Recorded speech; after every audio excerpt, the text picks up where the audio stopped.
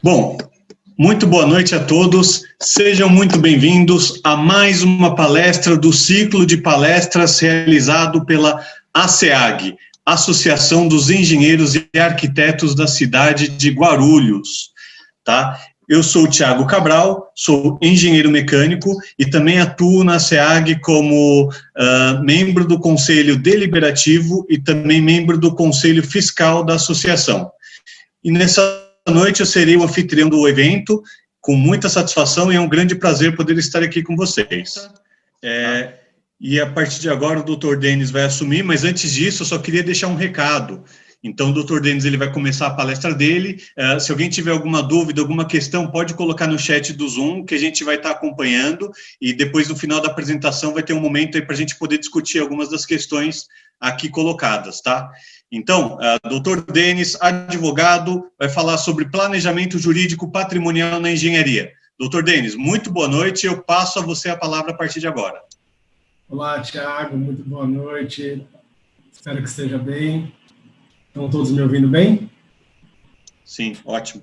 Perfeito, vou compartilhar a tela aqui para a gente começar, tá bom? Bem, quero agradecer imensamente o convite, poder conversar com os associados da SEAG, fiquei muito feliz com essa oportunidade desse bate-papo, e é muito bom rever alguns amigos da associação, os quais cumprimento através do presidente da diretoria.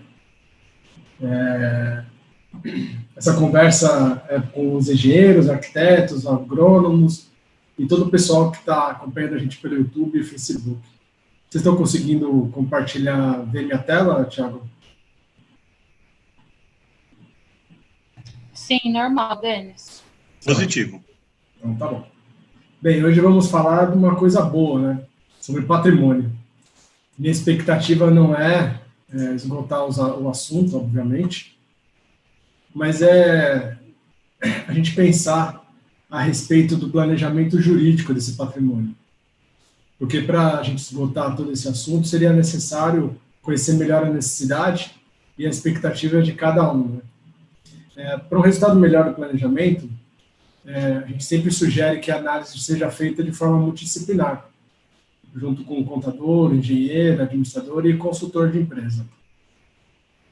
Hoje é legal a gente contextualizar, diante do cenário atual, pensando numa forma de ruptura, né, tendo em vista o momento que vivemos. Afirmando inicialmente que os bens possuem em essência a razão de permitir uma geração de renda para o presente e para o futuro. O que isso quer dizer? Quer dizer que o planejamento patrimonial consiste em otimizar o momento atual e assim como também a sucessão. É importante para a estruturação e preservação do patrimônio que a gente divida esse planejamento de duas formas. A primeira seria a estruturação, a segunda, que a gente chama de preservação, ou chamamos de perpetuação desse patrimônio. Na fase da estruturação, temos a formação do patrimônio no médio e longo prazo. Uma das principais razões é a geração de renda desse bem. Para isso, eu gostaria de a gente fazer o seguinte exercício. Quanto vale uma conta digital hoje de um influencer ou de um YouTube? Não há dúvida que o engajamento dos seus seguidores traz para essa conta digital o valor do patrimônio. Ou seja, é isso mesmo, uma conta de TikTok, Instagram, YouTube tem precificação, tem valor. Hoje eu fiz essa pesquisa no Mercado Livre e ele mostra pessoas vendendo seguidores. A quantidade de seguidor traz valor financeiro ao proprietário, que se beneficia no momento de negociação de seus patrocinadores ou de quanto que a sua loja é visualizada ou do seu escritório, como dentro de uma plataforma de e-commerce. É interessante observarmos a venda de pessoas que seguem por razões incertas essas contas de Instagram, uma situação absolutamente inimaginável há poucos anos atrás. Pesquisei hoje também quanto valeria a conta do Instagram do Neymar. Esse site é um site inglês e ele calculou que hoje valeria 4 milhões e meio de reais. Isso é só o patrimônio digital dele. Não está sendo considerado, por exemplo, o quanto que isso vale para patrocinadores ou a receita gerada com marketing em cima da pessoa dele.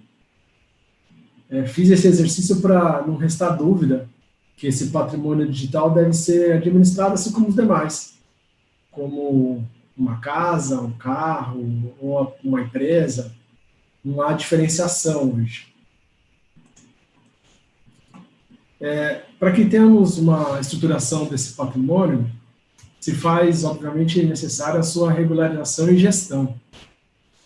Vimos, infelizmente, muitos pseudos proprietários que, na verdade, são possuidores de imóveis. Eles adquirem um patrimônio, nunca regularizam esse imóvel, e aí procuram os engenheiros da SEAG, os arquitetos, para fazer memorial descritivo, planta já referenciada, para tentar regularizar, mas isso é necessário mais do que isso. Muitas vezes é necessário a demanda judicial, não é necessário buscar o antigo proprietário, o vendedor, para tentar regularizar. Então, para realizar qualquer tipo de planejamento patrimonial, é imprescindível que eles estejam regulamentados, que estejam regularizados, que estejam organizados. E, para isso, é necessário conhecer alguns instrumentos jurídicos que são utilizados para definir o patrimônio e as riquezas geradas por eles.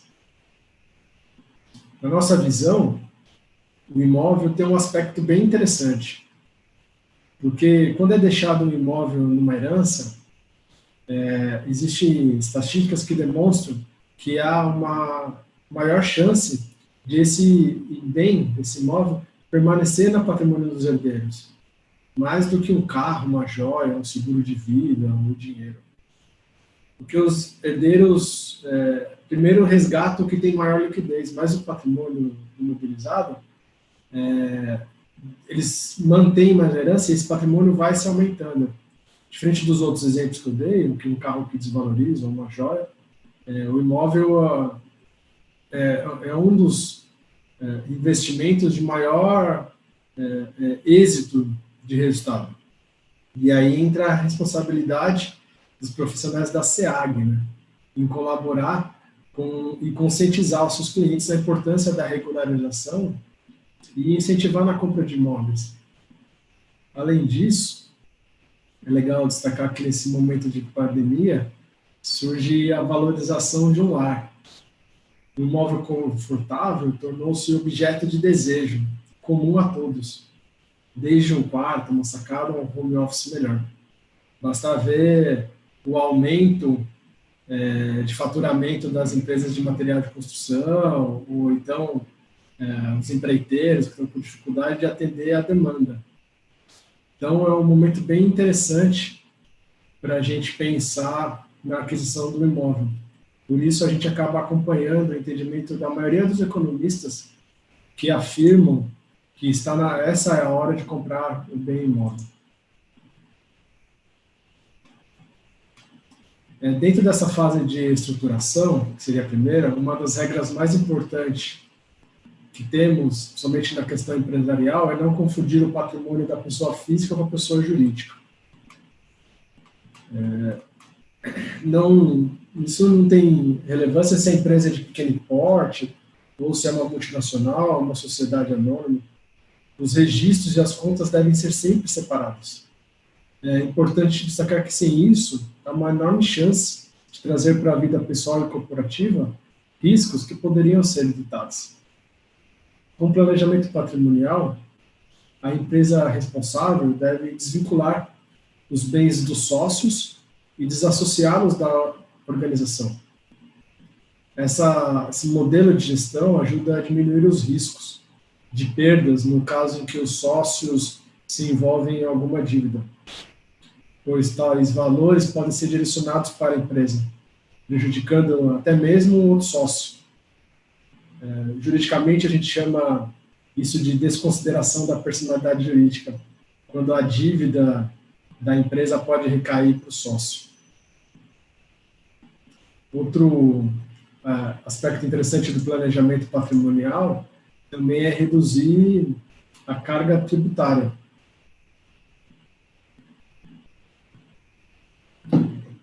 Veja, Tiago e pessoal da SEAG, nós vivemos um país que a carga tributária é um grande diferencial na concorrência, ou seja, se você tem uma gestão tributária, você consegue ter um preço melhor do seu produto ou do seu serviço.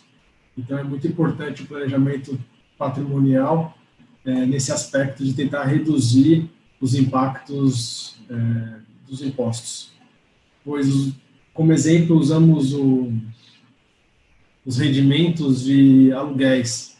Quando eles são na pessoa física, a alíquota gira em torno de 27,5%, dependendo da receita. E quando o aluguel é pago na pessoa jurídica, a tributação reduz drasticamente. Se for algo em torno de 11%, 13%, se for o simples, ainda uma alíquota diferenciada. Então, é muito importante pensarmos nesse aspecto. O planejamento patrimonial confere a posse dos bens às pessoas jurídicas, ou seja, a gente integraliza essa empresa através dos bens particulares do sócio, e isso é uma boa estratégia, até para, se for vender esse imóvel, então até o exemplo que eu usei de aluguel, a alíquota tributária é bem menor. Eu falei da venda do imóvel, que você tem ganho de capital, que é uma forma de tributação do imposto de renda. Então, se está na pessoa física, você vai pagar em cima da que você teve de valorização, e na pessoa jurídica, em alguns casos, é possível até uma isenção, algo que libere ele de ter que pagar esse imposto. Outro aspecto também interessante na cadeia tributária é no caso de sucessão, quando acontece o falecimento do sócio, né? Então, se fosse da pessoa física, ele entraria no inventário e pagaria 4% sobre o montimor, que a gente chama, que seria a cota do herdeiro, do falecido, do decúbito. Ou seja, um casal que tem um imóvel, 11 imóveis, e aí falecendo o marido, por exemplo, se for no regime parcial de bens, metade vai ser inventariado e vai pagar 4% desse valor. Se a gente integraliza isso numa empresa, uma holding familiar ou uma empresa específica para a gestão de bens, vai pagar o imposto sobre a cota da sociedade, que pode ser menor, por exemplo, que o valor do imóvel. Isso em muitos casos, a gente vê uma economia tributária significativa. Portanto, se houver um bom planejamento patrimonial, a gente limita a tributação na cota da sociedade e não no patrimônio.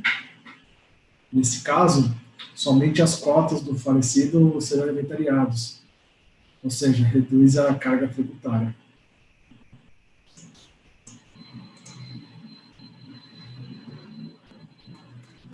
Outro objetivo importante é permitir uma maior segurança desse patrimônio. A proteção dos ativos é uma das maiores vantagens. Isso porque um dos principais pilares para estruturar o patrimônio é assegurar a utilização dos bens da melhor forma possível, e sempre em favor do seu proprietário, livrando de qualquer cobrança judicial, que foi o exemplo que eu usei um pouco antes sobre a dívida da empresa recair ao sócio, a dívida do sócio recair em empresa. Ou seja, os recursos que são atrelados a esse patrimônio, ou negócio, é preservado diante de qualquer crise, mantendo o poder de proteger o patrimônio e ainda gerar riquezas, ou seja, continuar crescendo.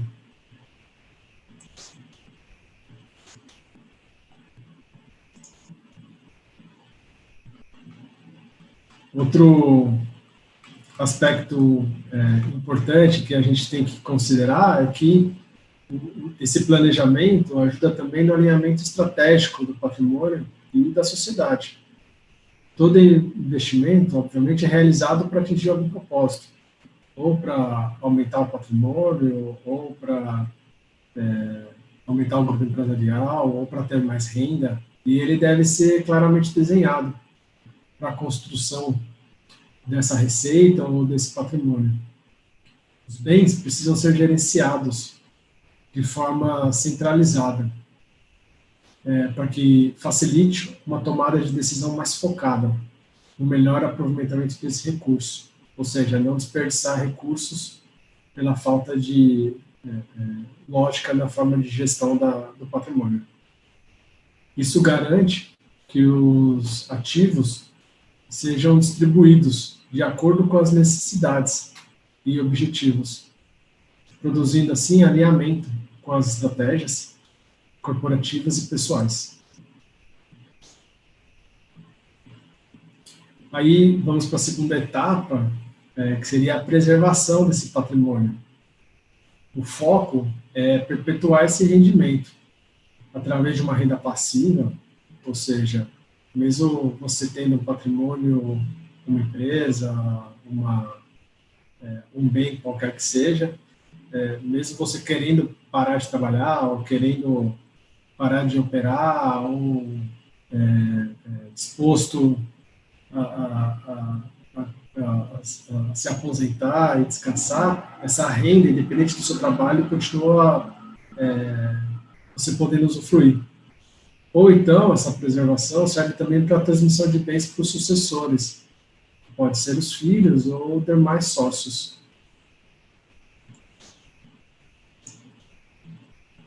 O foco é a perpetuação desse rendimento. Ou seja, independente de você estar ou não vivo, ou não querendo mais trabalhar, ou chegando a falecer, esse rendimento seja transferido para as pessoas que você tanto ama, a sua família. A sucessão não é só um sucesso grande, mas é a possibilidade de transmissão de uma herança de verdade. A gente ainda vê alguns casos que é deixado um patrimônio para os familiares, no caso de falecimento do empresário, e esses bens não estão regularizados e geram um outro problema, até mesmo a perda todo esse patrimônio. Existe, além do patrimônio imobilizado e tudo mais, hoje existe alguns produtos bem interessantes, que são seguros e previdência. Existem seguros também para sociedades. Então, são 5 sócios, eles fazem o seguro que, se um falecer, esse seguro compraria a cota dele e pagaria os herdeiros, sem permitir que haja um conflito desses herdeiros na sociedade. Então, é um produto que eu entendo ser bem interessante, dependendo da forma que é organizada essa sucessão, ou então organizada essa empresa. Então, uma outra ferramenta que também nós usamos é o acordo de acionistas. Esse acordo pode limitar qualquer regra, pode ter qualquer aspecto, ele não é público, é um acordo entre os sócios, e aí pode determinar que, olha, em caso do sócio A falecer, só vai poder suceder a gestão, só vai poder entrar como administrador da empresa o herdeiro que se formar em Harvard ou fazer algum tipo de especialização. Isso é uma ferramenta que eu vejo pouca empresa usando, mas eu acho de grande valia.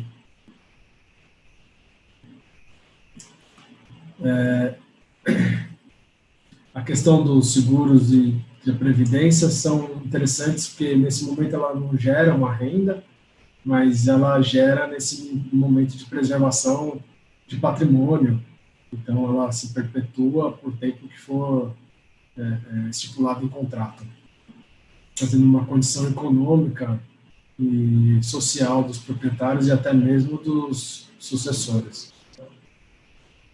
O objetivo principal dessa fase, além de agregar segurança jurídica, é garantir que os bens continuem gerando resultados financeiros ao longo do tempo, por meio de estratégias previamente definidas. O prazo pode ser determinado ou indeterminado, dependendo de como a gente desenha esse planejamento patrimonial. Para que isso aconteça, existem muitas ferramentas jurídicas e o nosso objetivo principal é trazer aos herdeiros uma herança de verdade, como o exemplo que eu dei um pouco antes, com liquidez e capaz de permitir que todo o esforço do adquirente do patrimônio, do pai, do proprietário primitivo, tenha valido a pena. Afinal, quando perguntam por que a gente trabalha tanto, é comum dizermos que é para a família, né? Então, logo, todo esforço deve gerar um resultado, não é mesmo? Então, que você deixe algo realmente que ele possa usar, que ele possa valer a pena. Não só mais uma dificuldade para administrar, ou mais uma dificuldade para além de eu perder o familiar, além de perder o pai, perder a mãe, tem que administrar esse patrimônio que não está regular.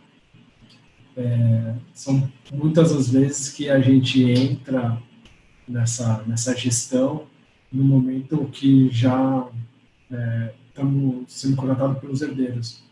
E ouvimos histórias tristes de que os herdeiros realmente se arrependem do pai ter trabalhado tanto, a mãe ter trabalhado tanto, e deixado tudo tão enrolado, assim, tão complicado, toda a documentação.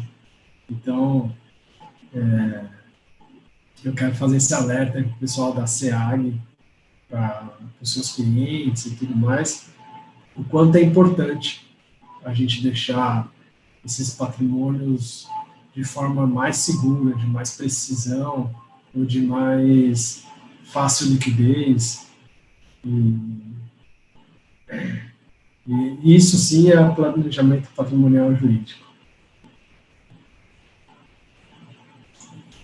Bem, é isso. Reitero os meus agradecimentos em poder dialogar com todos que nos assistem pelo Facebook, pelo Zoom, pelas plataformas.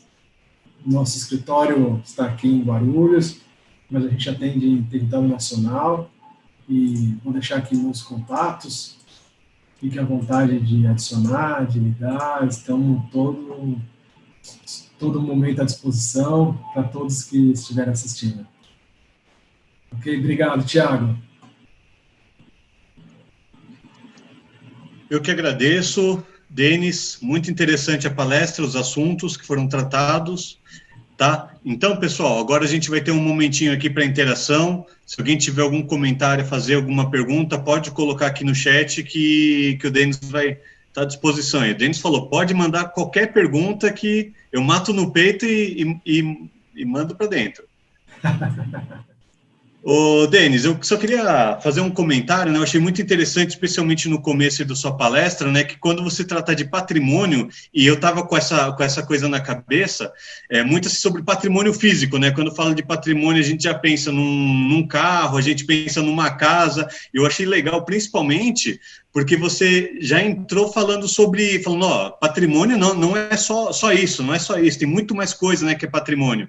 E quando a gente olha ali, né, a conta que você mostrou ali do Neymar, que vale 4,5 milhões, eu achei até bem que razoável, né, eu não sei quantos milhões de seguidores ele tem, mas imagina alguém que tivesse adquirindo, né, comprando essa conta do Neymar, o acesso a quantos seguidores não teria, né, como que isso não teria um impacto extremamente positivo. Então, eu achei esse assunto bem legal, ele já quebrou o paradigma logo de cara, falando, olha, patrimônio não é só aquilo lá que você pode tocar, que você pode, né, guardar em algum lugar, ou só um imóvel, né, que você tem algum endereço, né, existem diversos outros meios de você considerar o patrimônio, né, então isso é bem interessante, realmente. Legal, Thiago, que você gostou desse apontamento, é isso mesmo, a ideia é trazer uma visão global, né. Então, a gente tem capacidade jurídica para administrar desde uma startup, uma fintech que está iniciando uma atividade, e aí já começa a ver os seguidores, até uma empresa modelo tradicional. De qualquer jeito, tudo é patrimônio. Então, se você não gerencia isso, você deixa um desses seus patrimônios descobertos, você corre esse tipo de risco, né? Então, pensando no Neymar, vamos pensar em algum outro jogador que existem centenas no Brasil que, depois que acaba a carreira, fica numa questão financeira ruim, né? Então, nada implica que esse patrimônio digital não seja afetado pela dívida dele.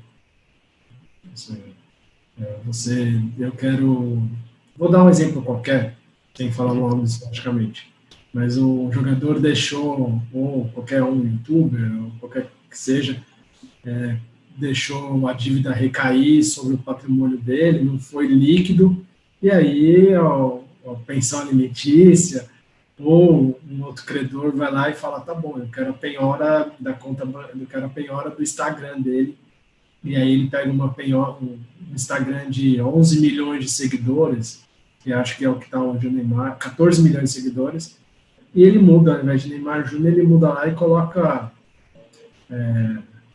João Cabeleireiro. Então ele já tem 11 milhões de seguidores, né? O negócio dele já tem um impulsionamento, já recebe das redes sociais, já tem, então, patrimônio, não diferencia nada de um carro deixado ou de um imóvel deixado no aspecto que tem valor, né? Que é possível valorar. Exatamente, também interessante, né, que existem também outros tipos de ativos, né, como você mesmo comentou, investimentos, né, tudo isso são ativos que a gente tem que ter essa atenção.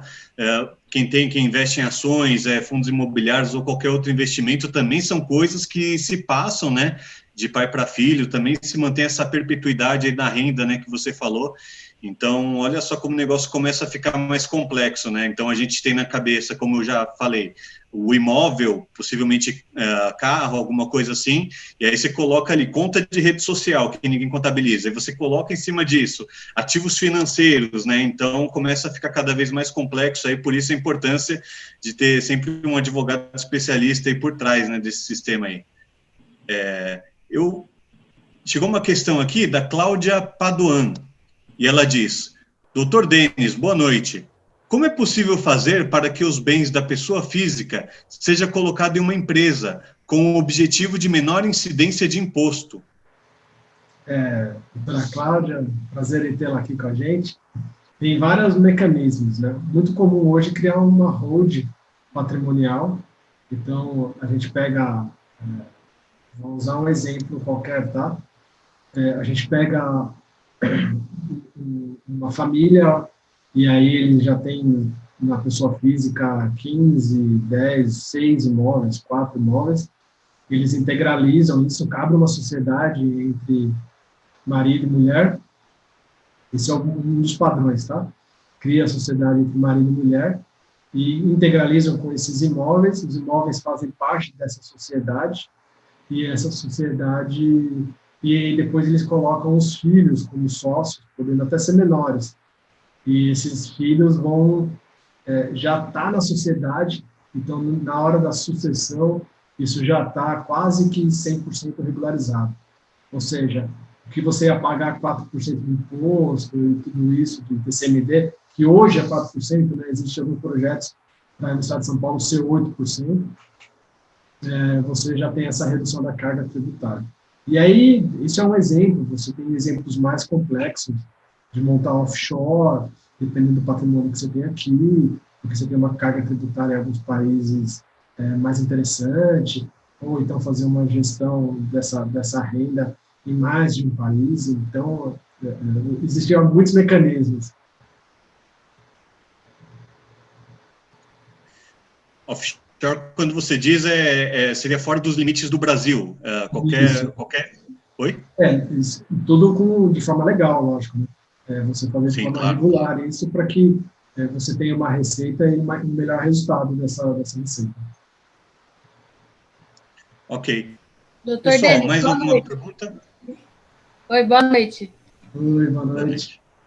Eu queria perguntar para você que o tema, né, como é a importância da fiscalização de obras, sobre o planejamento. Se não tiver esse planejamento, quais os malefícios que o engenheiro pode ter à obra futuramente?